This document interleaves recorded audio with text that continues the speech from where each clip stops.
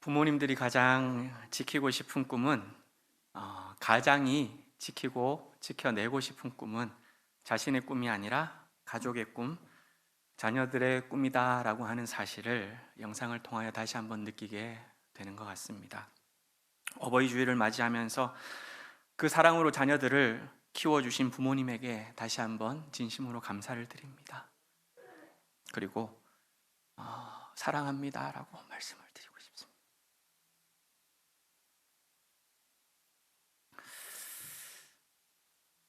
우리 다 그 사랑으로, 그 은혜로 지금까지 이렇게 큰 거 아니겠습니까? 감사드립니다. 그리고 사랑합니다.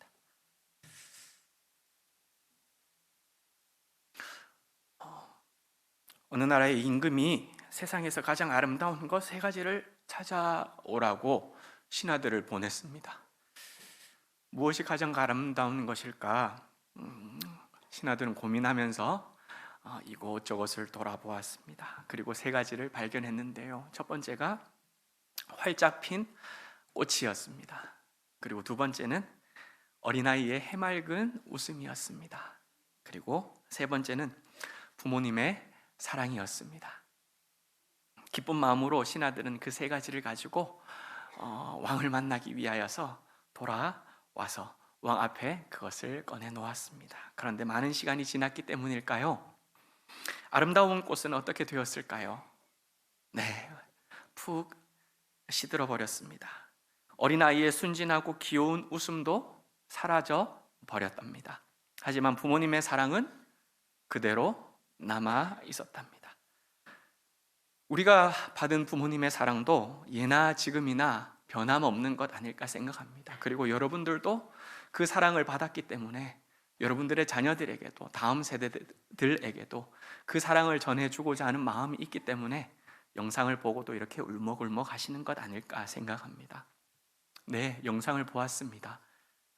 우린들 꿈이 없었겠습니까? 여러분들인들 하고 싶은 버킷리스트들이 없었겠습니까? 저도 천국에 가기 전에 하고 싶은 것이 참으로 많은 사람이었고 지금도 하고 싶은 것들이 참으로 많은 사람입니다. 그러나 또 다른 질문이 있었지요. 앞으로 살아갈 날이 1년밖에 남지 않았다면 나의 꿈을 선택할 것인가? 아니면 5억 원을 선택할 것인가? 내 꿈과 5억 중에 무엇을 선택할 것인가? 수능을 막 끝낸 학생들의 대답은 참으로 기특했습니다. 5억보다 꿈을 이루는 것이 더 소중합니다. 꿈을 이루고 내 이름을 남기고 죽는 것이 더 의미 있고 가치 있는 일일 것입니다.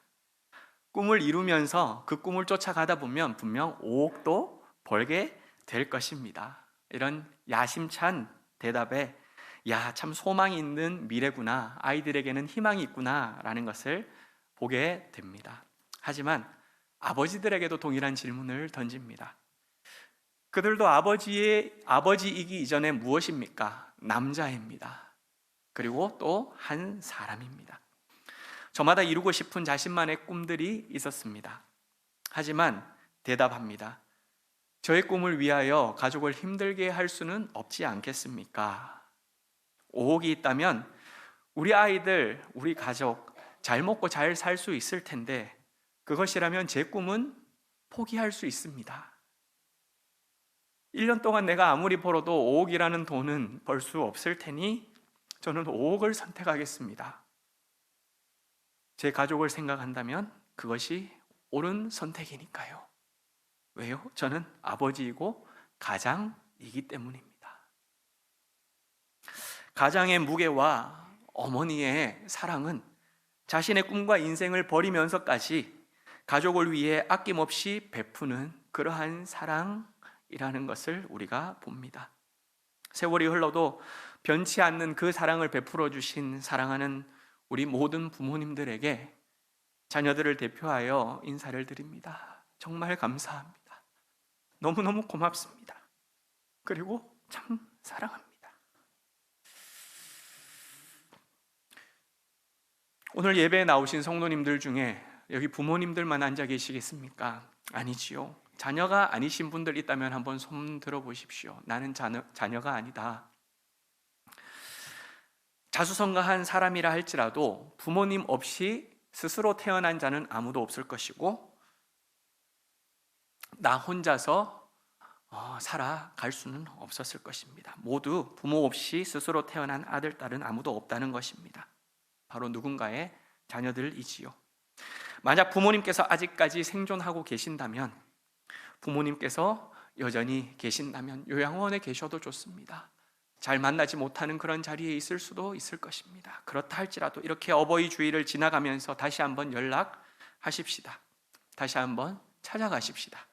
그리고 감사합니다, 사랑합니다 고백할 수 있는 우리 사랑하는 동일로 교회의 자녀들 되시기를 주님의 이름으로 간절히 부탁드립니다.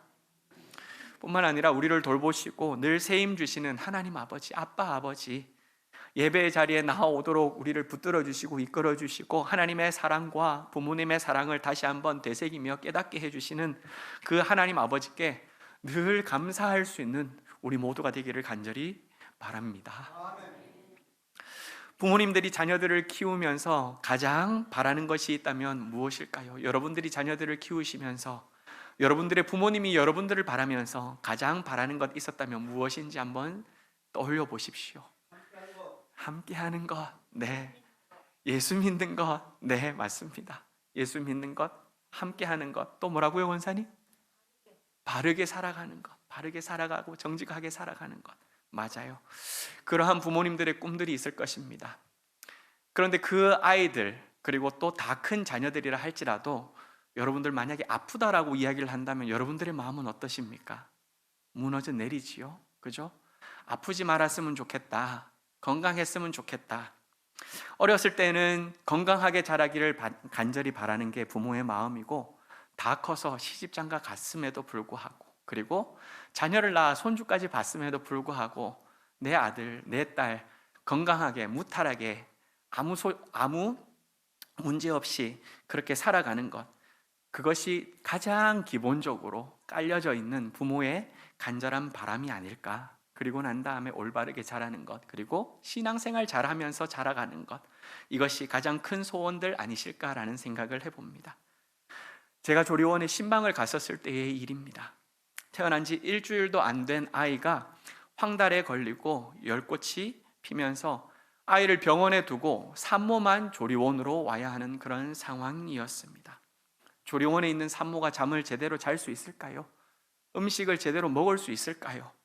내가 잘못해서 그렇게 된 것 아닌가, 너무나도 원망스럽고 차라리 내가 아팠으면 얼마나 좋았을까라고 눈물을 흘리며, 목사님 미칠 것 같아요, 목사님 죽을 것 같아요, 내 아이 어떻게 해요?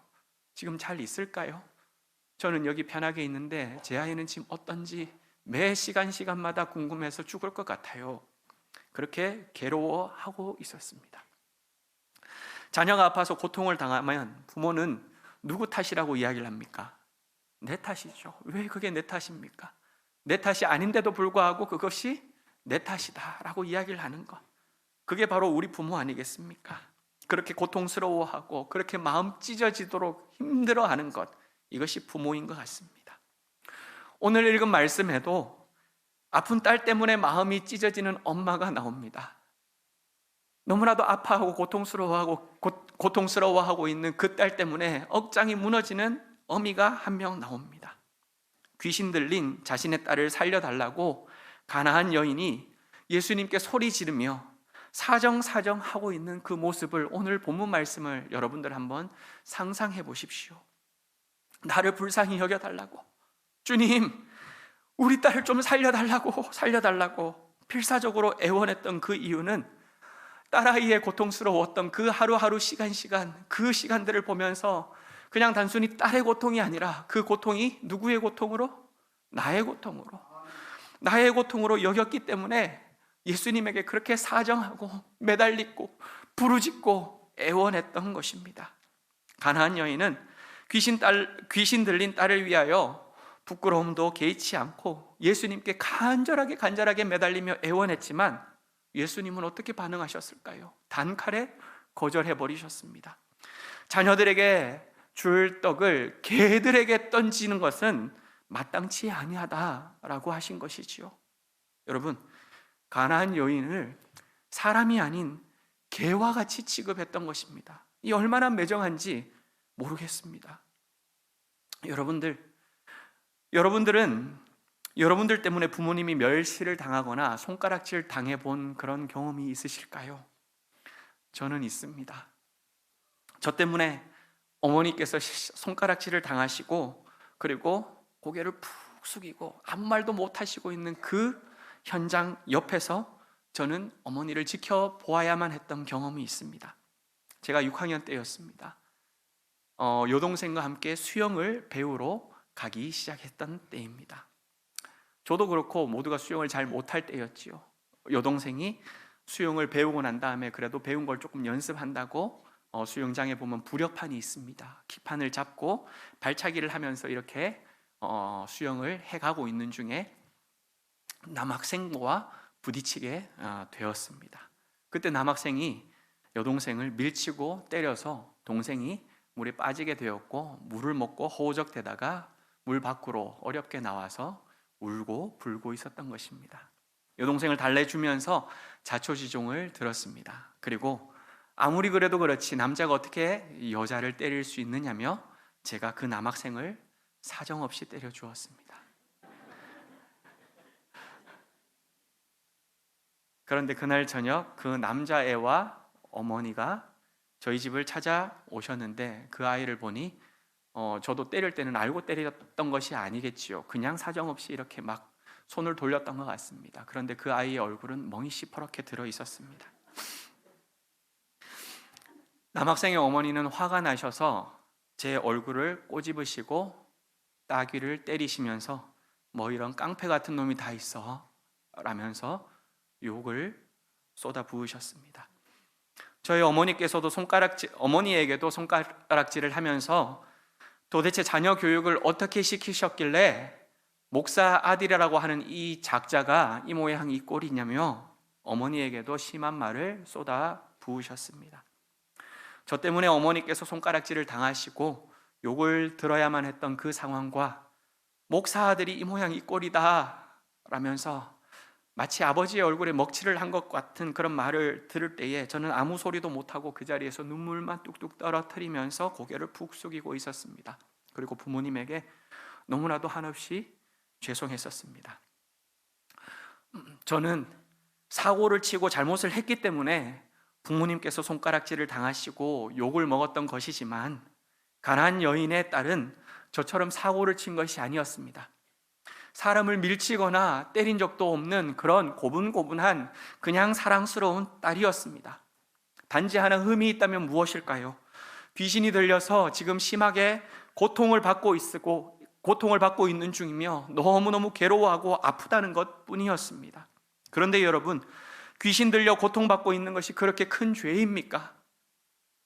괴로움에 시달리고 있는 딸을 불쌍히 여겨 주시옵소서.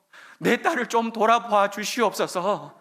내 딸을 좀 살려 주시옵소서라고 요청하는 어머니가 개에 비유되어 당할 만큼 멸시와 모욕을 받아야 할 그 정도로 큰 잘못을 한 것입니까? 예수님의 대답은 가나안 여인의 인격을 처절하게 짓밟고 무시하는 딸과 어미에게 비수를 꽂아 내리는 너무나도 치욕적인 그러한 말이었을 것입니다. 자녀가 고통을 당하고 있는 것도 얼마나 서러웠을까요? 그렇게 서러웠는데 사람들에게 야, 저 집안 봐, 저 집안 봐, 저 집안은 도대체 뭐가 그렇게 잘못되었길래 저렇게 귀신 들린 집안이 되었을까라고 사람들에게 손가락질 당하는 것도 너무나도 괴로웠을 텐데 인간 대우도 받지 못하며 개와 같이 취급당하는 그 어머니는 아마 그 시간 예수님의 말 가운데에 억장이 무너졌을 것입니다. 개인의 자존심을 생각했다면 이 여인은 예수님에게 달려들어서 아마 화를 냈을 수도 있을 것입니다. 자신이 받은 상처와 모멸감만을 생각한다면 동일하게 갚아주기 위하여서 예수님에게 욕을 퍼부었을 것이고 대들면서 침을 뱉었을 수도 있었을 것입니다. 하지만 가나안 여인은, 그 어머니는 그렇게 하지 않았습니다. 27절 말씀을 함께 읽어보도록 하겠습니다. 27절입니다. 시작. 여자가 이르되 주여 올소이다마는 개들도 제 주인의 상에서 떨어지는 부스러기를 먹나이다 하니. 그렇습니다, 주님. 주님의 말씀이 맞습니다. 그런데 개들도 주인의 상에서 떨어지는 부스러기를 먹지 않습니까? 주님의 말씀이 맞지만 개들도 주인의 상에서 떨어지는 그 부스러기를 먹는데, 주님, 저는 개가 되어도 좋습니다. 그리고 제가 받을 은혜가 부스러기여도 상관없습니다.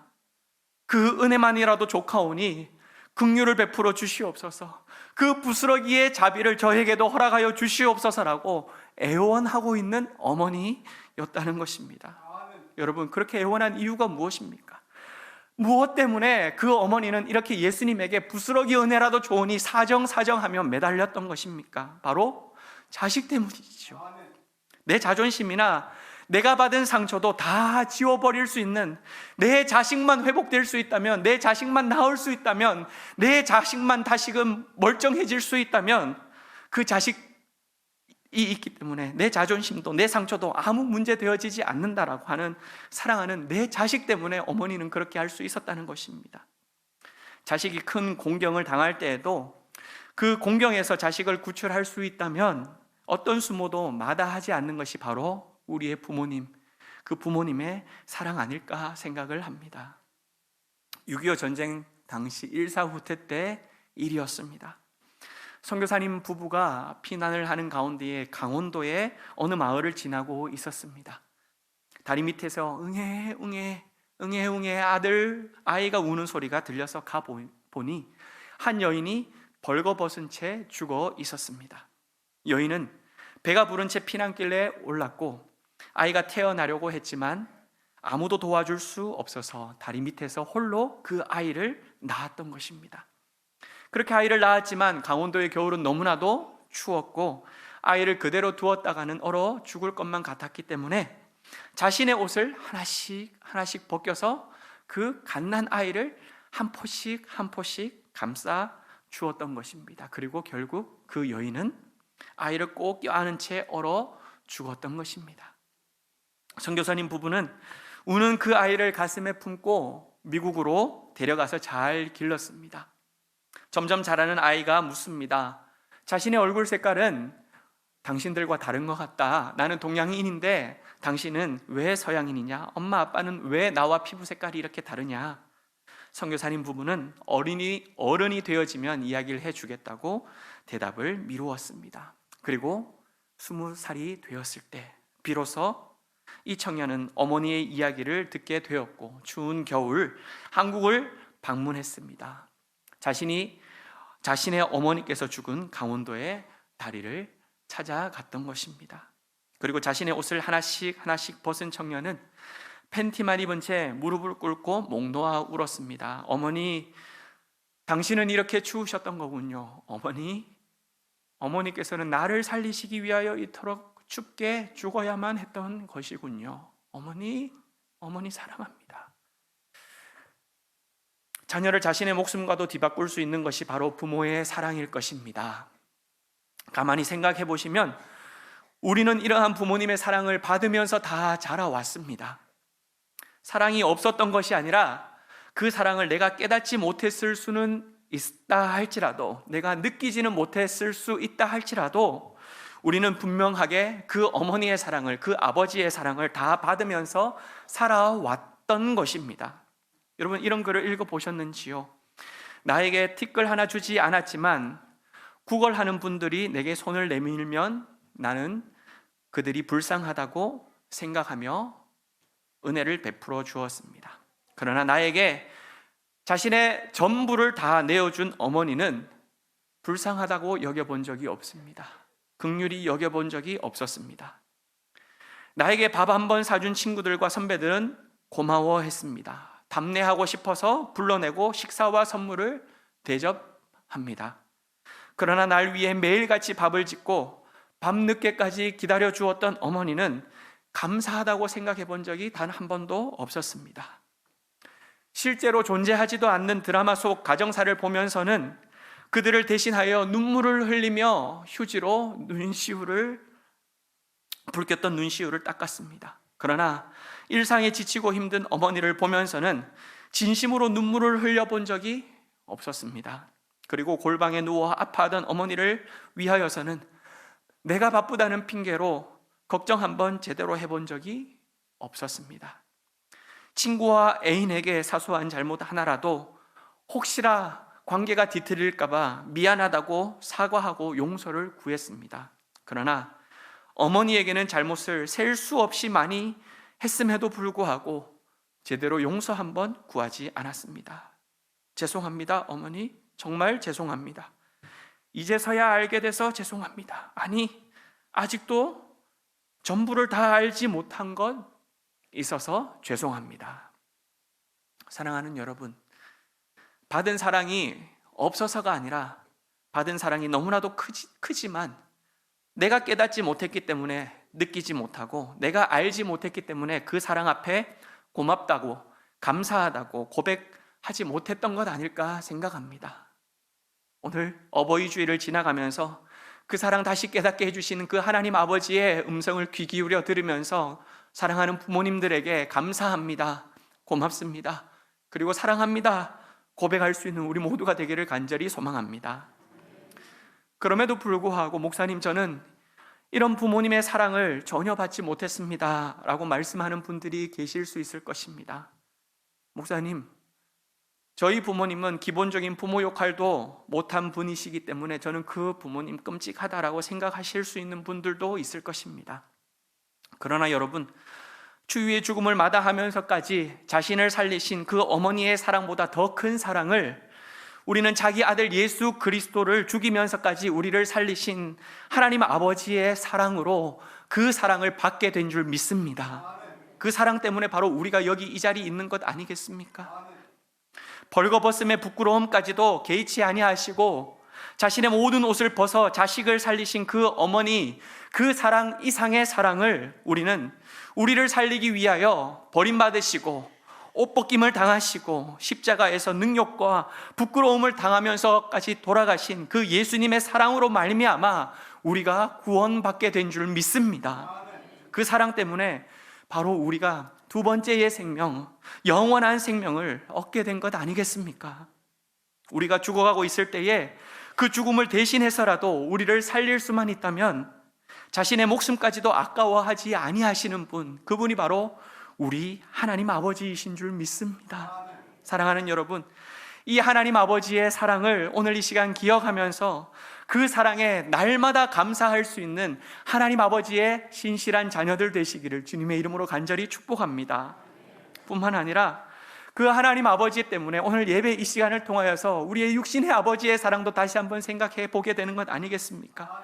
부모님의 은혜를 기억하면서 육신의 부모님을 꼭 안아드리며 감사합니다, 그리고 사랑합니다 고백할 줄 아는 우리 모두가 되시기를 간절히 부탁드립니다. 사랑은요, 명사가 아닙니다. 사랑은 뭐죠? 동사여야 진짜 사랑입니다. 말로 표현해야 합니다. 행동으로 보여주어야 그 사랑이 진짜 사랑입니다. 꼭 안아줄 수 있는 여러분들 되시기를 간절히 소망합니다. 그리고 내가 받은 은혜와 사랑을 기억하면서 나 또한 사랑을 베풀고 은혜를 나눌 수 있는 그런 육신의 부모가 되겠노라 라고 오늘 이 시간 다짐해 주시길 바랍니다. 뿐만 아니라 내 육신의 자녀들은 없다 할지라도 사랑하는 다음 세대를 품는 영적인 아비, 영적인 어미가 되어서 그 사랑하는 자녀들 내가 꼭 끌어 안아주면서 너는 내 자녀들이야, 사랑하는 너는 내 자식이야 라고 이야기를 하며 내가 하나님께 받은 그 사랑 다음 세대들에게도 그렇게 나누어 줄 수 있는 믿음의 아비, 어미 되어 주실 수 있기를 주님의 이름으로 간절히 부탁드립니다.